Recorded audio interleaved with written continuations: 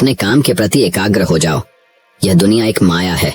जिस माया में आप फंस गए तो फिर बाहर निकलना आपके लिए मुश्किल हो जाता है, लेकिन असंभव नहीं होता। आप चाहे तो इस माया से आसानी से भी बाहर निकल सकते हैं और अपने आप की बुद्धि दूसरों से कहीं लाख गुना तेज कर सकते हैं। लेकिन ये कैसे करें, वही हम आज के इस वीडियो में गौतम बुद्ध की कहानियों के माध्यम से जानेंगे। तो बिना देर किए चलिए गौतम बुद्ध की कहानियों की शुरुआत करते हैं। गौतम बुद्ध की ये 5 बातें रखेंगे ध्यान तो जीवन में कभी नहीं हरा पाएगा कोई। गौतम बुद्ध की ऐसी कई बातें हैं जो आपकी जिंदगी को पूरी तरह से बदल सकती हैं। उनकी बताई गई कुछ जरूरी बातों को अगर आप फॉलो करें तो आपको जल्द ही इसका परिणाम देखने को मिलेगा। आप उनके द्वारा बताई गई बातों पर गौर करें। तो आइए हम आपको गौतम बुद्ध के उन विचारों के बारे में बताते हैं जो आपके जीवन की दिशा को बदल सकते हैं। पहला विचार, प्यार करना सीखें। नफरत को नफरत से नहीं बल्कि प्यार से ही दूर किया जा सकता है। यह पहली सीख है जो हमें बुद्ध के जीवन से लेनी चाहिए। दुनिया में प्यार ही एक ऐसा एहसास और भावना है जो इतनी शक्तिशाली है कि इससे उदासी, गुस्सा और निराशा दूर हो जाती है। बुद्ध का दूसरा विचार, चुप रहना सीखें। हमेशा बड़बोलापन अच्छा नहीं होता, कभी कभी चुप रहना भी बुद्धिमानी की निशानी होती है। गौतम बुद्ध के ये विचार सिखाते हैं कि आपका काम दर्शाता है कि आप कौन हैं। यदि आप अनावश्यक ज्ञान देंगे तो कोई आपका सम्मान नहीं करेगा। इसलिए शांत रहने और अपने आसपास की चीजों पर गौर करने में ही बुद्धिमानी होती है। बुद्ध का तीसरा विचार, सोच समझकर बोले। शब्द बहुत ताकतवर होते हैं। सच्चे शब्द दुनिया को बदल सकते हैं, वही कड़वे शब्द दुनिया का विनाश करने के लिए काफी होते हैं। शब्दों का हमारे जीवन में बहुत प्रभाव पड़ता है, इसलिए हमें दूसरों से कुछ भी कहते समय बहुत सावधान रहना चाहिए। अगर आप 2 बार बिना सोचे समझे किसी को दुख देने वाली बात कहते हैं तो यह उस व्यक्ति पर बुरा प्रभाव डाल सकती है। लेकिन अगर आप अच्छे शब्द कहें तो इसे सुनकर सामने वाले में सुधार की गुंजाइश बढ़ जाती है। जीवन में लक्ष्य तय करें। आपको अपनी महत्वाकांक्षाएं खुद तय करनी होती हैं। बुद्ध के इन विचारों से आपको सीख मिलती है कि आपको लाइफ में अपना लक्ष्य तय करना चाहिए। ये आपके लिए कोई और नहीं बल्कि आप स्वयं ही कर सकते हैं। दूसरों पर निर्भर रहना कमजोर व्यक्ति की निशानी है। व्यक्ति को कभी भी इस बात से नहीं डरना चाहिए कि उसके बिना हमारा क्या होगा। जीवन में कभी किसी पर निर्भर न रहे। आपको जीवन में डर को त्यागना चाहिए। अगर आप इसे पकड़कर बैठे रहेंगे तो जीवन में सब कुछ पीछे छोड़ देंगे। इसीलिए डर को दूर करें, क्योंकि डर के आगे ही जीत है। तो चलिए बढ़ते हैं हमारे गौतम बुद्ध की दूसरी कहानी की तरफ, जिसमें गौतम बुद्ध ने बताया है कि असली बुद्धिमान कौन है। बुद्धिमान ये ऐसा शब्द है जिसे तारीफ और तंज दोनों की अंदाज में कहा जाता है। यदि कोई काम बिगड़ जाता है तो उसे तंज कसते हुए कहा जाता है कि खुद को बुद्धिमान न समझो। वही यदि किसी कार्य को सफलतापूर्वक कर दिया जाता है या किसी मुश्किल परिस्थिति का हल निकाल लिया जाता है तो हम कहते हैं बहुत बुद्धिमान है। लेकिन प्रश्न यह है कि वास्तव में बुद्धिमान कौन है और कैसे बना जा सकता है बुद्धिमान। बौद्ध धर्म के संस्थापक महात्मा गौतम बुद्ध के विचार और कहानियों से व्यक्ति को प्रेरणा मिलती है। गौतम बुद्ध के जीवन से जुड़ी ऐसी एक नहीं बल्कि कई कहानियां हैं जिससे कई समस्याओं का हल मिलता है। इन्हीं में एक है बुद्धिमान होने की परिभाषा। बुद्धिमान की परिभाषा और इसका सही अर्थ गौतम बुद्ध के जीवन से जुड़ी एक कहानी पर आधारित है। बुद्धिमान से जुड़ी गौतम बुद्ध की कहानी, एक गांव में एक लड़का था जिसका दिमाग बहुत तेज था। उसकी यह खासियत थी कि वह किसी भी चीज को बहुत ही आसानी और कम समय में सीख लेता था, जबकि उसी चीज को सीखने और समझने के लिए अन्य लोगों को काफी समय लग जाता था। लड़के की यह ख्याति दूर दूर तक फैल गई। सभी लड़के की तारीफ में कहने लगे कि उसके जितना बुद्धिमान कोई नहीं है। लड़का चित्रकारी, मूर्ति बनाना, गीत गाना जैसे अन्य कई चीजों को जानता था। अपनी प्रसिद्धि को बढ़ाने के लिए वह अन्य काम और चीजों को भी सीखने लगा। इस तरह से उसे अपनी बुद्धिमत्ता पर अहंकार हो गया, क्योंकि वह साधारण व्यक्ति होकर कई असाधारण काम भी आसानी से करने लगा था। एक दिन उस लड़के का सामना भगवान गौतम बुद्ध से हुआ। लड़के को खुद पर खूब अहंकार था और इस कारण उसे किसी से ईर्ष्या नहीं होती थी, क्योंकि वह खुद को ही श्रेष्ठ समझता था। लेकिन पहली बार उसे गौतम बुद्ध को देख ईर्ष्या हुई और वह अपनी तुलना बुद्ध के साथ करने लगता है। वह देखता है कि बुद्ध के पास भिक्षा मांगने के लिए एक कटोरा है और उसके पास अपार धन। बुद्ध ने साधारण वस्त्र धारण किए थे और उसके वस्त्र कीमती थे। बुद्ध नंगे पैर थे और वह नंगे पांव जमीन पर पैर भी नहीं रखता था। इस तरह से लड़का एक नहीं बल्कि कई चीजों से गौतम बुद्ध के साथ अपनी तुलना करने लगा। हर चीज से तुलना करने के बाद वह मन ही मन सोचता है कि आखिर मैं इस भिक्षु के साथ अपनी तुलना क्यों कर रहा हूँ, जबकि इसका और मेरा जीवन बिल्कुल अलग है। वहां मौजूद सभी लोग गौतम बुद्ध का सम्मान कर रहे थे। लड़का सोचने लगा कि आखिर इनमें ऐसा क्या है जो मुझ में नहीं है, जिस कारण मेरे भीतर इनके प्रति ईर्ष्या पैदा हो गई। अपने मन में चल रही जिज्ञासा को शांत करने के लिए वह बुद्ध के पास जाता है। वास्तव में कौन है बुद्धिमान, चलिए जानते हैं। बुद्ध के पास जाकर वह कहता है, मैं इस गांव का सबसे बुद्धिमान व्यक्ति हूँ और आप अपने आसपास जो भी देख रहे हैं मैं वह सब करना जानता हूँ। मैं किसी भी कार्य को बहुत कम समय में सीख लेता हूँ, इसलिए सभी लोग मेरा सम्मान करते हैं। लेकिन फिर भी आपको देख मेरे भीतर ईर्ष्या पैदा हो गई, इसलिए मैं जानना चाहता हूँ कि आपकी उपलब्धि क्या है। सभी आपको इतना आदर सम्मान क्यों दे रहे हैं? लड़के के सवाल का जवाब देते हुए बुद्ध कहते हैं, मेरी कोई उपलब्धि नहीं है, लेकिन तुम कह सकते हो कि मेरी यही एक उपलब्धि है। बुद्ध लड़के से पूछते हैं, क्या तुम्हें निंदा अच्छी लगती है? लड़का कहता है कि भला किसे निंदा अच्छी लग सकती है? बुद्ध कहते हैं कि जो तुम्हें अच्छा और बुरा लगता है, मैं इनसे भी ऊपर हूँ। मुझे ना निंदा सताती है और ना अपनी प्रशंसा से प्रसन्न होता हूँ। यही अंतर है तुम में और मुझ में। बुद्ध कहते हैं, तुमने सैकड़ों काम सीखे, लेकिन सबसे जरूरी काम को सीखना भूल गए। लड़का पूछता है, कौन सा काम? बुद्ध ने दिया बुद्धिमान होने का ज्ञान। बुद्ध कहते हैं कि क्या तुम्हें मन को नियंत्रण करना आता है? ये बात सुनकर लड़का समझ जाता है कि उसे बुद्ध से ईर्ष्या क्यों हुई। बुद्ध कहते हैं, जिसने संपूर्ण जगत जीत लिया लेकिन अपने मन को नहीं जीत पाया, उसने कुछ भी नहीं जीता। वहीं जिसने अपने मन को जीता लेकिन अपना सब कुछ गंवा दिया, फिर भी उसने सब कुछ जीत लिया। बुद्ध की यह बात सुन लड़के का अहंकार टूट गया। उसने बुद्ध से कहा कि क्या आप मुझे अपने मन को जीतना सिखा सकते हैं? बुद्ध कहते हैं, जरूर, लेकिन इसके लिए मैं तुम्हारी सभी उपलब्धियां छीन लूंगा। लड़का कहता है, मैं तैयार हूँ। इसके बाद से ही लड़का ध्यान लगाने लगता है, क्योंकि ध्यान से ही मन को वश में किया जा सकता है। तो चलिए बढ़ते हैं हमारी तीसरी कहानी की तरफ। गौतम बुद्ध से जाने कैसे बने बुद्धिमान, और वास्तव में कौन है बुद्धिमान। बुद्धि ऐसा बल है जिससे हर असंभव चीज को भी जीता जा सकता है। लेकिन बुद्धिमान कौन है और कैसे बना जा सकता है बुद्धिमान, इसका सटीक अर्थ गौतम बुद्ध की इस कहानी में मिलता है। भगवान बुद्ध अपने शिष्यों के साथ एक वन से गुजर रहे थे। जेठ की तपती दोपहरी थी। गर्मी और लंबी यात्रा से वे थक गए थे। उन्हें जोरों की प्यास भी लगी थी। बुद्ध एक छायादार पेड़ के नीचे रुक गए और उन्होंने शिष्य आनंद से कहा, अभी कुछ देर पहले हमने मार्ग में एक झरना देखा था, जाओ और वहां से पानी ले आओ, जोरों की प्यास लगी है। आनंद गए, मगर वह झरना बहुत छोटा था और थोड़ी देर पहले ही वहां से कुछ जानवर गुजरे थे, जिससे ठहरा हुआ पानी हिल गया था और कीचड़दाच नीचे से ऊपर आ गया था। पानी पीने लायक नहीं रह गया था। आनंद लौटकर बुद्ध के पास आए और कहा, जानवरों के झुंड के वहां से गुजरने से पानी गंदा हो गया है, वह पीने लायक नहीं है। अगर आप आज्ञा दें तो यहाँ से कुछ दूरी पर एक नदी है, वहां से जल लेकर आता हूँ। बुद्ध ने कहा, उसी झरने पर एक बार फिर जाओ। बुद्ध का आदेश पाकर आनंद को फिर वहीं जाना पड़ा। हालांकि उसका मन नहीं था, वह जानते थे कि पानी गंदा ही होगा, पर बुद्ध की आज्ञा का भी पालन करना था। पहले की ही तरह गंदा पानी देखकर वह वापस लौट आए और बुद्ध से बोले, मैंने पहले ही कहा था कि वह पानी पीने योग्य नहीं है। बुद्ध मुस्कुराए और उन्होंने कहा, एक बार फिर वहीं जाकर देखो तो आनंद, शायद साफ पानी मिल जाए। आनंद तीसरी बार झरने पर पहुंचे। उनके आश्चर्य का ठिकाना न रहा। पानी पूरी तरह साफ हो गया था। वह पानी लेकर खुशी खुशी वापस लौटे और बुद्ध के चरणों में गिर पड़े।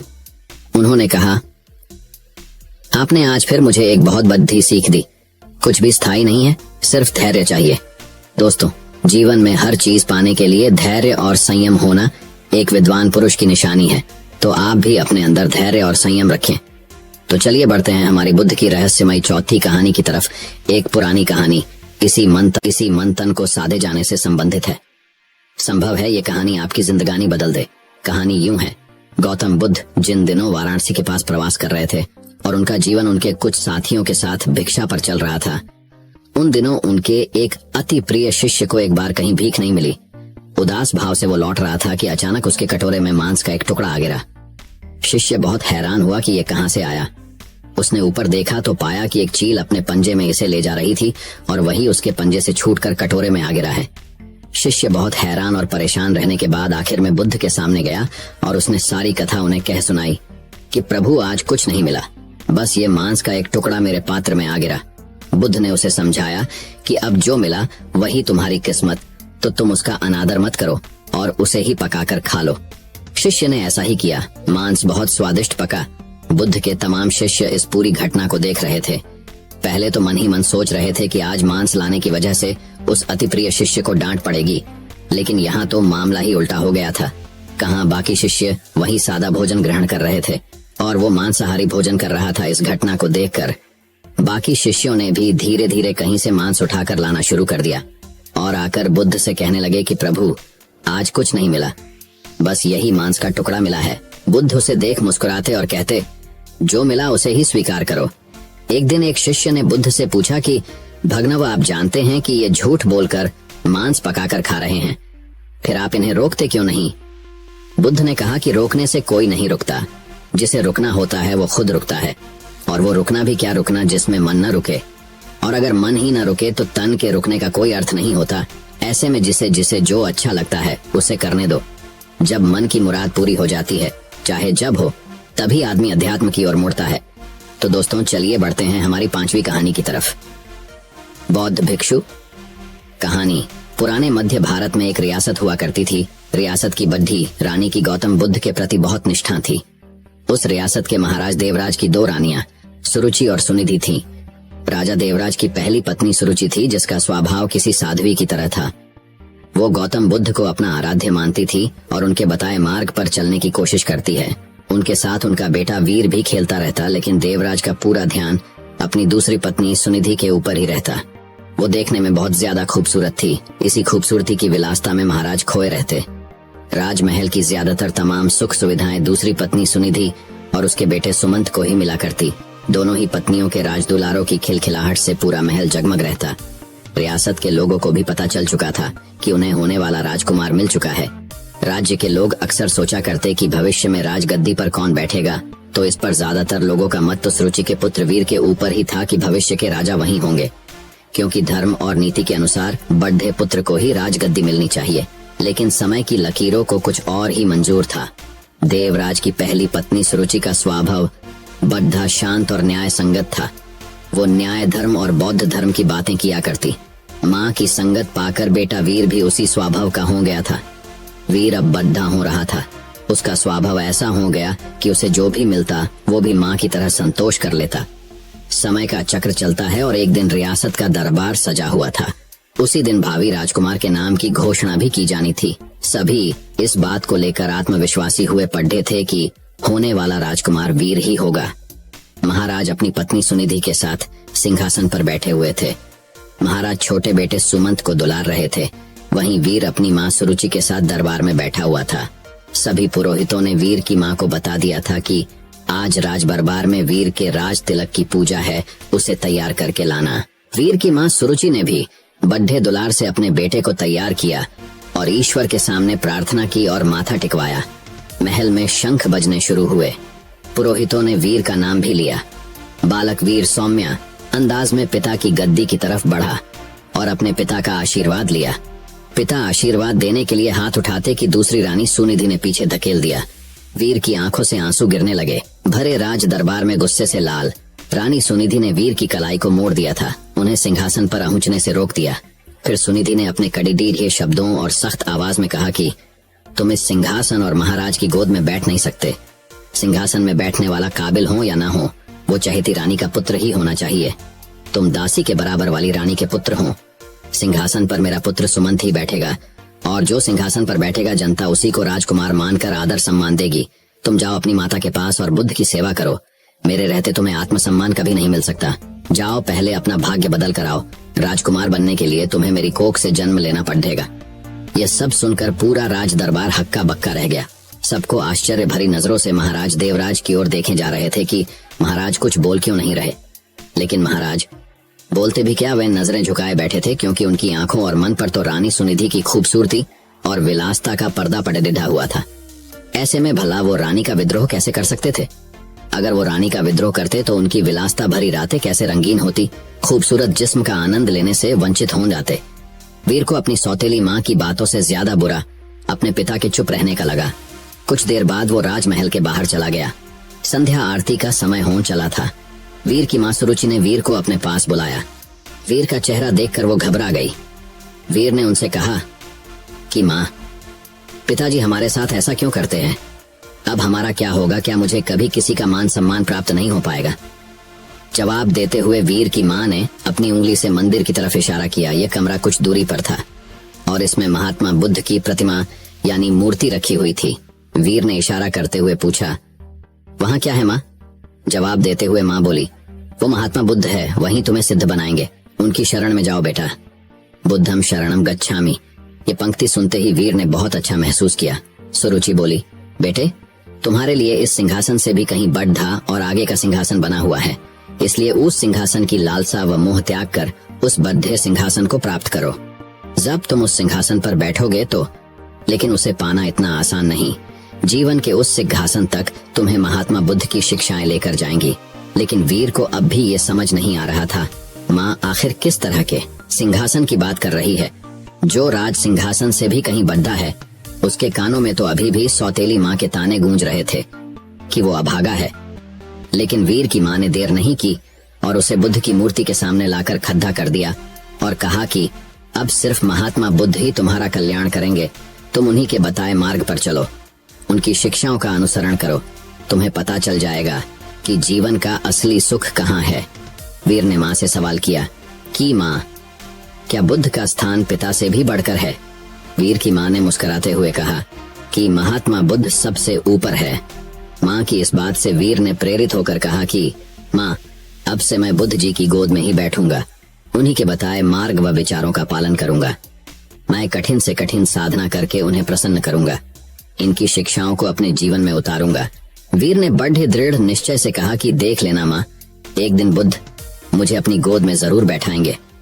रानी सुरुचि अपने बेटे की इन मासूम बातों को सुनकर हैरान थी। माँ ने वीर को गोद में उठाया और कहा कि पूरे मन से बुद्ध की बातों का अनुसरण करो।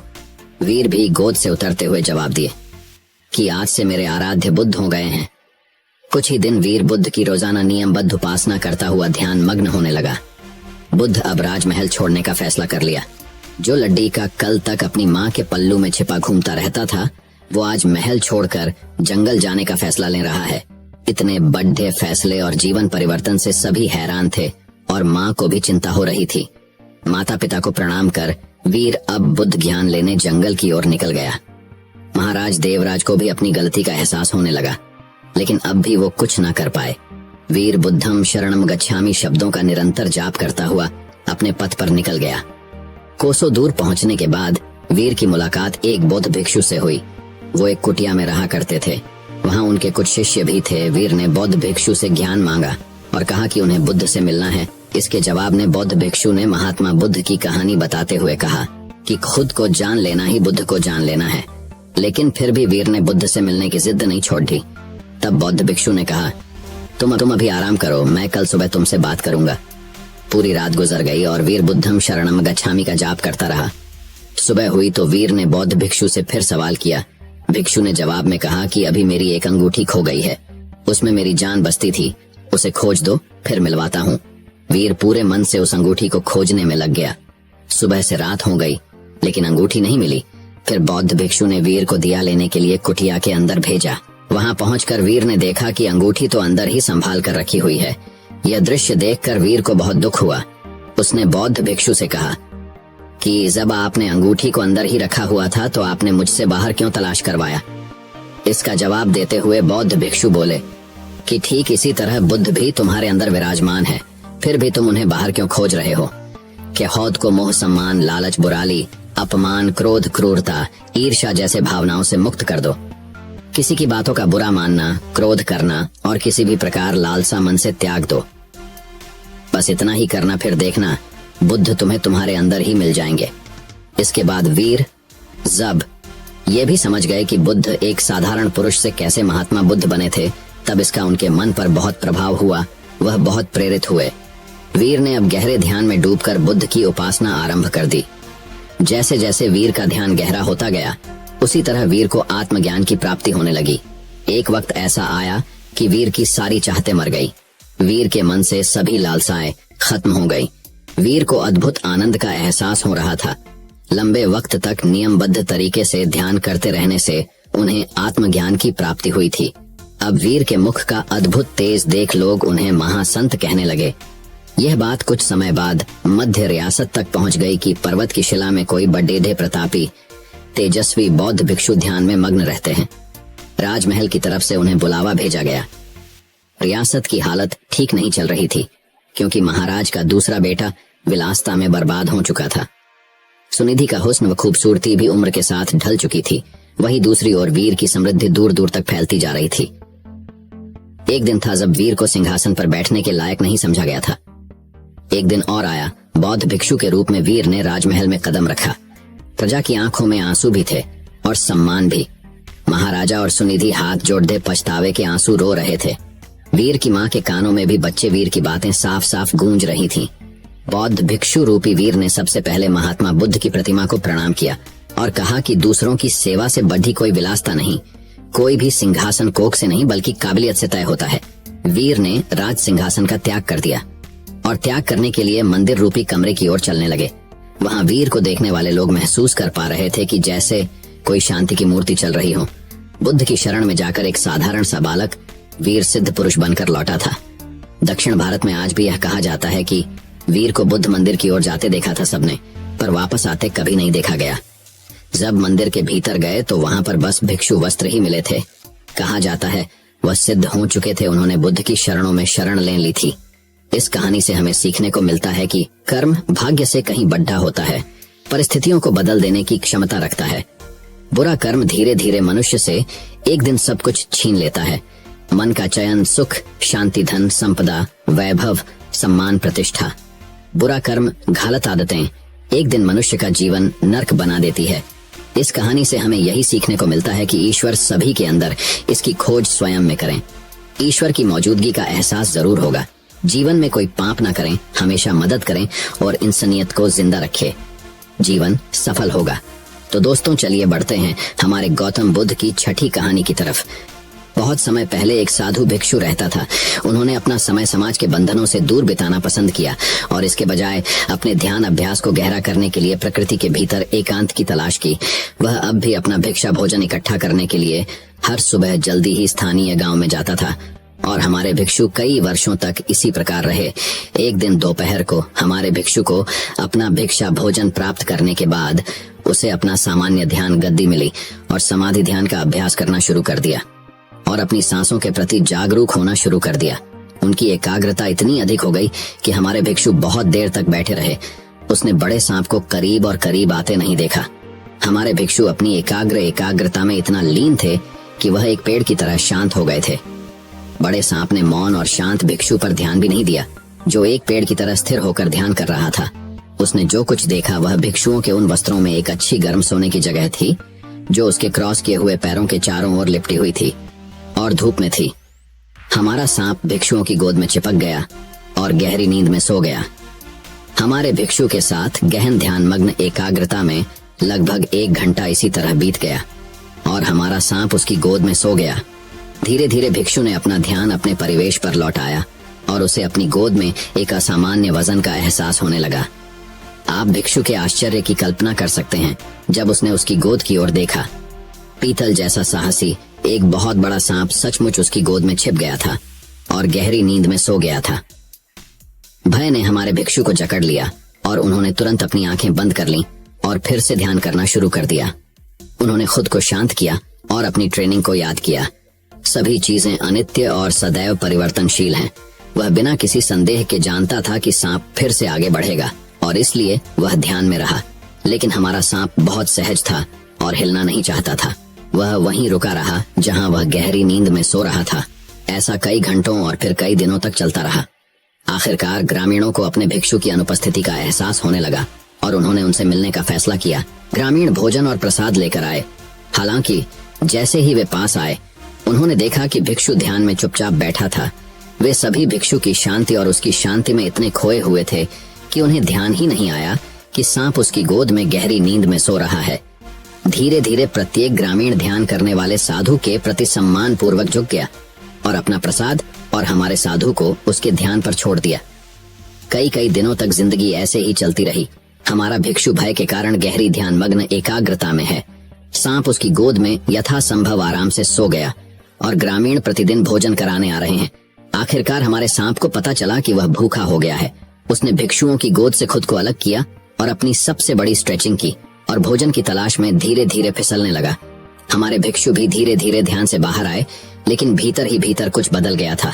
वह कई दिनों तक अपने मन में पूरी तरह तल्लीन होकर बैठा रहा, और अब हम अपने मन के भीतर की प्रक्रियाओं को पहाड़ी झील की तरह स्पष्ट देख सकते हैं।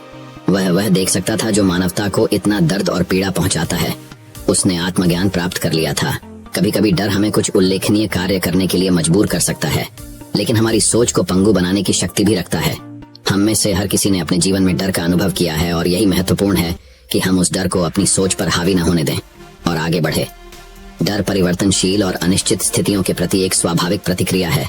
उस डर से जुड़ना और उसके भीतर जीवन जीना कोई स्वाभाविक प्रतिक्रिया नहीं है, यह अत्यधिक सोचना है।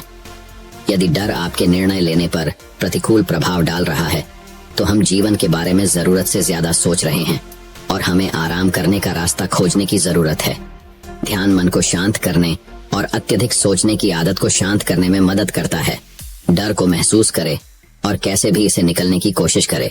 दोस्तों, मैं उम्मीद करता हूँ कि यह कहानी सुनने से आपके जीवन में अच्छे बदलाव आए होंगे। आपको इस वीडियो से क्या सीखने मिला, ये कमेंट करके जरूर बताएं, और अपने परिवार, दोस्तों या आपके करीबी इंसान के साथ ये कहानी शेयर करके उन्हें भी इस ज्ञान से परिचित करवाएं। बाकी अगर आपको ये वीडियो दिल से अच्छी लगी हो, तभी इस वीडियो को लाइक कर देना, और आपने अब तक इस चैनल को सब्सक्राइब न किया हो तो चैनल को सब्सक्राइब भी जरूर कर देना। आपका हर दिन शुभ हो और खुशियों से